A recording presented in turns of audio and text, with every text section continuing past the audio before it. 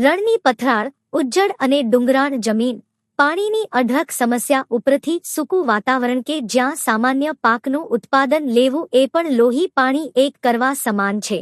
આવી જમીનને ખેડીને બાગાયતી પાકનું ઉત્પાદન કરવું, શૂન્ય ખર્ચ સામે 100% ગુણવત્તાયુક્ત ઉત્પાદન મેળવવું તથા ભારતભરમાં પોતાના પાકની નિકાસ કરવી, મબલક પાક સાથે લાખોની આવક, આ બધું એ પણ પ્રાકૃતિક ખેતી થકી મેળવી રહ્યા છે. કેવી અચરજની વાત લાગે છે, બરાબર ને? જેની કલ્પના કરવી પણ આપણને અશક્ય લાગે છે તેવા કચ્છના વેરાન રણમાં બાગાયતી પાકનું વાવેતર કરનાર જગદીશભાઈ લીંબાણીએ આ વાતને સાર્થક કરી બતાવી છે. ખેડૂતો મિત્રો માટે પ્રાકૃતિક ખેતીના પ્રેરણારૂપી બીજ બોયા છે. તો આવો આપણે પણ આ સ્વાદ માણીને પ્રાકૃતિક ખેતી ક્ષેત્રે કરેલી તેમની ક્રાંતિ વિશે જાણીએ.